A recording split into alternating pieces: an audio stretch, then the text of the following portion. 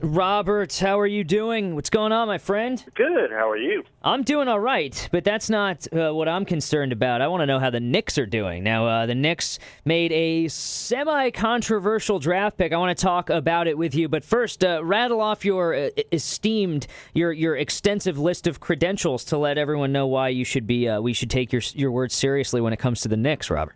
Well, my mom says I'm a catch. I think that's enough. But I'm a writer with the Daily Beast and also The Guardian, Vice Sports, The New Republic, a few other places, too. Everywhere. He knows what he's talking about. And you contributed to a book about Linsanity, right? That is correct. So he's actually a published author when it comes to the Knicks. Now, I'm dying to know what you think about this pick that the Knicks made that's all of a sudden making these waves across the basketball and sports world. What should we think about this thing? We should be happy. Okay. It's a good pick. I mean, we have no idea. I mean, it may be the worst draft pick in all of human existence. It may be that they've selected the Latvian Jordan. We don't know. Right. We have no idea. I'm happy about it for this specific reason. In the days leading up to the draft, we were told there was a lot of rumors that Phil Jackson was looking to find a win-now player, as if there was a win-now player in this draft, which there wasn't. Right. And that he was eyeballing Frank Kaminsky and Trey Lyles and looking to trade down or trying to find a way to get a veteran and a player later in the draft, because they have to win immediately because Melo's 31 and his knees aren't getting any younger either. Mm-hmm. And he didn't do that. Right. He took the player with the greatest potential to, some scouts have said, to be a star and also an equally high potential to be a bust. But this isn't just about, for the first time in a long time, the Knicks made a move that isn't just about Carmelo Anthony. Or isn't just about, say, trying to find the last piece to a puzzle that they haven't even started putting together yet. Yeah, they don't have any foundation to fill in at all. Right. Look, if you want to talk seriously, the Knicks have maybe, aside from the draft picks they just picked up, 3 guys who would be rotation players on another team. They're just a whole bunch of D-leaguers running out there, right? Yeah. It really is the Westchester Knicks that they've got out there. Right. I mean, they've got, look, on any other team, you can maybe say Melo, Jose Calderon, and Galloway getting regular time, and that's it. Right. Exactly. Well, and that's it. And I think that was the other thing that a lot of people fail to take into account is that this is not a team that needs some spare parts and some patching up, and you can kind of make this patchwork some kind of rigged system that you can, if we just do this and shuffle this around, then we can win. I mean, it's not a win-now team like you said. No, this is look, the Knicks have been a win-now team since probably about 1973, if we're being honest. Right. They've always been a win-now team. But, one of the few times they said, you know what, no. We're going to take a risk on this kid. This kid might be a bust. This kid might be great. We don't know. But we're going to look at a future beyond what pieces might necessarily work next to Carmelo Anthony, which is what they have to do. But is he even going to be? I mean, I've heard the development expectations or hopes. I mean, we're talking 3 years for this guy. 2.5, 3 years. I mean, is that even realistic? Right. Because, look, Carmelo Anthony's not going to... how much more does he have in the tank? By the time he gets there, at 3 years from now, he's going to be pretty much expired, right? Well, look what Paul Pierce does. Look at Paul Pierce's development, arc. At age 34, 35, Paul Pierce is a good role player. And I think that you could probably see Carmelo Anthony being the same. But he's not going to be the guy carrying you to, the playoffs. They both have that exact same approach to basketball as well that works a lot better as a role player, which is the, hey, come on out and dribble for 18 seconds, then chuck up a 19-foot jump shot. Hey, he called game. All right. Paul Pierce called game. Yeah. That's all you have to say. Let me ask you a question. We talked a little bit about trading down. You mentioned that. Now, if they had done that, was there anything available that you're aware of or rumors going around that maybe the Knicks could have taken that number 4 pick and traded it to a team that needs one piece or needs something like that? Danny Ainge supposedly made a Godfather offer to Charlotte for the number 9 pick. Mm-hmm. Supposedly offered him close to 6 future draft picks. Wow. For that pick. Yeah. And Charlotte turned it down because they really wanted Frank Kaminsky. Wow. Danny Ainge even came out after the draft and said, yeah, that may have gotten a bit. He started sounding like, Ron Burgundy, saying that jumped up and a bit of that hand. He may have tried to kill Michael Jordan with a trident, that sort of thing. Right. He offered 6 draft picks. It's not clear what the combination was from this year's draft, what's firsts, at least 4 of them were supposedly first-round picks, and what are future picks and whose they belong to. That he didn't reveal. But he offered 6, so you could pretty much guarantee that he was on the phone, that Phil probably spoke to Danny Ainge at some point, because I know that Boston was desperate to move up, and that's sort of a known. And so they went with this project, this development project, instead of we could have several pieces to put together over the next couple of years. Maybe. I mean, we don't know. We don't know what Ainge might have offered him for Porzingis. But he said Jackson said after the draft that there were conversations and there were trades based on how the first 3 or 4 picks fell out. So maybe. All right, let me ask you a question. I honestly think, unless it was a crazy offer like that, I do think Phil Jackson made the right move holding on to it. I don't think he had a choice, honestly. Before I get to the question, I really feel like the way that I've been describing it is like if you're at a buffet and they are entirely out of chicken and beef and whatever vegetarian option is there for the entree, and you're left with a choice. Do you get try to make an entire entree out of the string beans and potato salad that's sitting there, or do you pick this weird fish thing that you don't know what it is, and it could either be the best thing you've ever had or give you food poisoning? That's pretty much where the Knicks were, and they went for the substantial move. Right, I think that's fair. He does kind of, Porzingis does have a kind of weird fish complexion about him. That's a good way to look at it. He's a good kid. This isn't, there's an easy impulse to try to say with every foreign big guy, well, he's either Bargnani or he's Dirk Nowitzki, and there's no middle ground. Yeah. That's all he could ever be. He could either be one of the best players in NBA history or a colossal bust, and that's it. And it's interesting because he's not that. He's going to be his own kid. There are things that you love about him. One, he really clearly wants to play in a big city like New York. He wants the spotlight. 2, he's a total gym rat. I mean, he really loves playing basketball.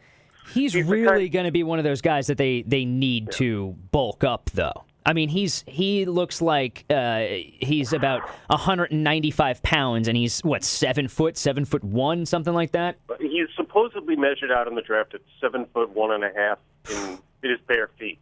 Wow. So 7'3" is what we're talking. Wow. But he's tiny. He doesn't look like a guy that any big men in the NBA are going to back away from in fear. Maybe Dwight Howard, because Dwight Howard's afraid of his own shadow. Right now he's a stretch power forward. But look, how many back to the basket low post centers are there left anyway? It's changed so much. Yeah. I mean, he does need to put on weight. He is skinny, but most 19-year-olds do. Most 19-year-olds in this draft need to either get in better shape or put on some pounds. He's supposedly 220. I mean, NBA weight, how much of a kid weighs is pretty irrelevant. Right. There was the story that that Phil spoke to Pau Gasol and said, so how much did you weigh when you came into the league? And Pau Gasol said, 220 pounds, sir. And Phil said, well, then I'm sold. Draft me a Porzingis. Get me that guy. Get me that 220-pound dude. Hey, there's a lot of guys like that, though. Kevin Durant was as lanky as they come Durant when he came in. 190 pounds. He weighed in at 190. He couldn't bench press. He couldn't do one rep at 135 or something, right? 135, like 185, whatever it was. Right. It doesn't matter. We don't know what this kid is going to be, but that's the fun part. Yes. Like I said, it was a good move. An even better move was somehow extracting a first-round draft pick for Tim Hardaway Jr. Yeah, that's true, too. That was another move that didn't really get a whole lot of attention. It really should, because they got a first-round draft pick for Tim Hardaway Jr., and right on the fringe of the lottery. Right. Tim Hardaway Jr., I hate to say it, is not, what's the word I'm looking for? Good.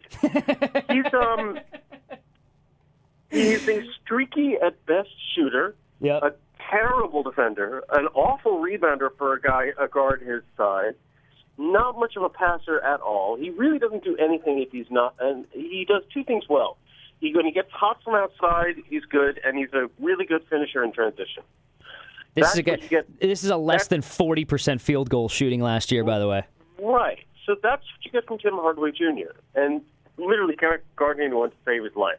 Yeah. J.R. Smith last year was better at defending the pick and roll than Tim Hardaway. And he was napping half the time, too. He was actually asleep on the court. It wasn't a lack of effort. It was just that he completely did not know what he was doing. He lacks the court awareness to play decent D. But look, they got a first-round draft pick for Tim Hardaway and didn't get one for either Shumpert or J.R. Smith or Tyson Chandler. Yeah, it's pretty impressive. Literally every half, all the NBA observers were their reaction was, what? They got that look, and Grant is a nice pickup at 19. Mm-hmm, mm-hmm. I am familiar with a college basketball expert, but I watched him in the tournament, and he's a big, fast point guard, with good court awareness, can finish in transition. He's an older prospect, which is why he fell to the middle of the draft. He's going to be 23 when the season starts. Yeah. But there's something to be said for that, too. There's a certain level of, hopefully, a certain level of maturity and experience at that point that maybe an 18, 19-year-old does not have. He's ready to go into the rotation right now, and he's going to get heavy minutes because, again, look at the Knicks roster. Yeah, right. The fact that Phil pulled that off was a miracle. I mean, I know why they did. The Hawks are looking to save some money and get out of a first-round commitment, but to get that for Tim Hardaway, that's the best trade the Knicks have made since. And this is where I start to think, like, wait, what was the last when was the last good trade they were involved in? What was the last good trade the Knicks were involved in? We're going way before Isaiah. I liked the Channing Frye, Zach Randolph trade when it happened. It didn't turn out that great, but I liked it. Yeah. Well before that. It's the best one on paper since then. It's the best one on paper since then, and possibly since Marcus Camby for Charles Oakley. Wow. All right, one more question because I know you've got a lot on your plate. I do want to know if you're a Knicks fan, right? We've spent all this time talking about, hey, this team's not any good this year. They're not meant to be good this year. They're rebuilding. A lot of those phrases. Now that's fine for a Knicks fan 2018, but we're going into the 2015-2016 season, and rebuilding doesn't get you entertaining basketball. Give me a couple of reasons to enjoy watching the Knicks this year.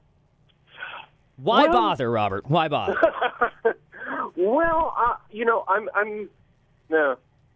think they'll be a lot more fun than they were last year.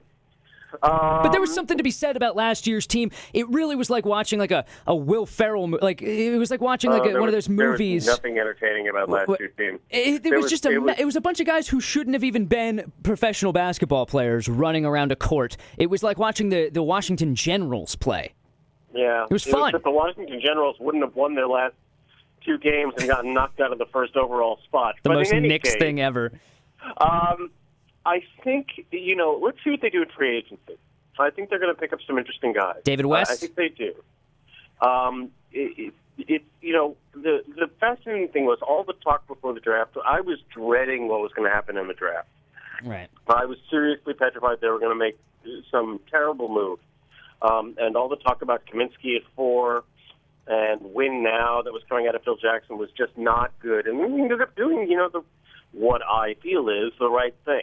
And in free agency, there's been some banding about, they'll go chase Greg Monroe or LaMarcus Aldridge or something like that. And, very much sign a star, their usual modus operandi. Yeah. But let's see if they do something different. There are some nice pieces to be had moving forward that aren't necessarily the big shiny names. I pray, but to all that is holy and good, that they don't even take a look at Rajon Rondo. Oh God, that's it's interesting to see a guy who's got the resume ostensibly that Rajon Rondo has, and at the same time, how many fan bases and how many teams are just desperate to stay away from that guy. If you read the profile that ESPN's Baxter Holmes wrote recently, he sounds like a fascinating guy. But, boy, you wouldn't want him on your basketball team. He and Melo might cause each other bodily harm if they were on the same team. let alone he and Kobe. I mean, there was a lot of chatter about him and Kobe teaming up, and that I think now that they've drafted D'Angelo Russell, that's probably out of the question. But boy, that would end badly. Yeah, that would. Well, that's what. So what you're saying is that the Knicks are going to get Rajon Rondo. That's what you're trying to say. Yes, that's exactly what I'm saying. I think they might find some interesting pieces. I know the guys I would go after. I would throw a max offer sheet at Jimmy Butler and see if the Bulls blink. I would take a look at Damari Carroll and see what it would take to pry him out of Atlanta. Yep. I would try to get a defensive big somewhat, quote-unquote, on the cheap. I would look at Robin Lopez or even a cheaper option like Costa Koufos. And I would look at low-priced wings. You're not going to get Draymond Green out of Golden State, but that's okay. I think you could throw a lower offer at someone like Jay Crowder and see if you can develop him. Interesting.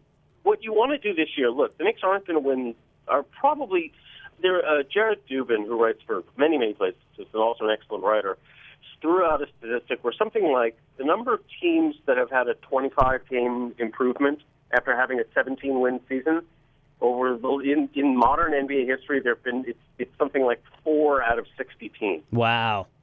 It doesn't happen. Right. So if you're talking about a 25-game improvement to get them to 500 where they're, competing for the 7th or 8th spot, fans should just let that go. Yeah. That would be a monster year if they managed to be 500 next year. Yeah. Well, so it really doesn't matter, since they don't have a first-round draft pick, whether they win, 25, 35, or 30 games or whatever next year. What you want to do is pick up low-cost, controllable assets moving forward. Inexpensive, cheap guys who could be, you could develop into a valuable player. And then look to, say, make a free agent splash in a year or two. The other thing you could do, the move that I would take a look at, is see if you could take on someone else's contract in exchange for more first-round draft picks. Okay. Indiana, for example, wants to get Roy Hibbert out of there. They do want to move him. Would Larry Bird give up an unprotected first in exchange for Roy Hibbert? I don't know, though, because they're talking about right now the David West thing. Yeah, David West I'm not a fan of unless you're talking about a short-term deal for very little money. I mean, he's no youngster either. He's 35. He's going to be on the decline. Yeah.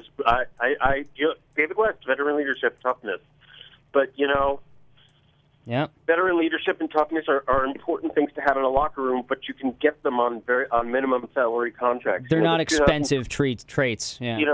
Again, I'm going to refer to Jared Dubin, who brought up, the Washington Wizards raved about Rasul Butler last year, who's, getting on in years. Yeah. That's a $900,000 contract. When the Knicks picked up all those veterans, helped them in 2012-13, Camby, Kurt Thomas, Rasheed Wallace, minimum salary, minimum under $3 million a year salary guys. Yeah. You can add some smart guys to the locker room without paying $8, $9, $10 million a year that it might cost for David West. Yeah. Well, I agree with you. We know what the Knicks now. Thank you, Robert Silverman. First of all, we now know what the Knicks should do. So Knicks fans, get ready for them to sign Austin Rivers for 18 years and Rajon Rondo, make him the GM. That's what the Knicks are going to end up doing. Appreciate it. Where can people find you? Find out more info. Find out about the book you've contributed to. All that info. You can always just check me out on the Twitter.com at Bob Sayeda, and you can check me out at the Daily Beast, and I'll have an article probably about draft night going up later today at Vice Sports. Excellent. So you can check me out there, and I'm always up to talk about hoops or, how travel broadens the mind or whatever. Right. Always a joy. Love talking to you. We'll talk to you soon, all right? All right. Thanks.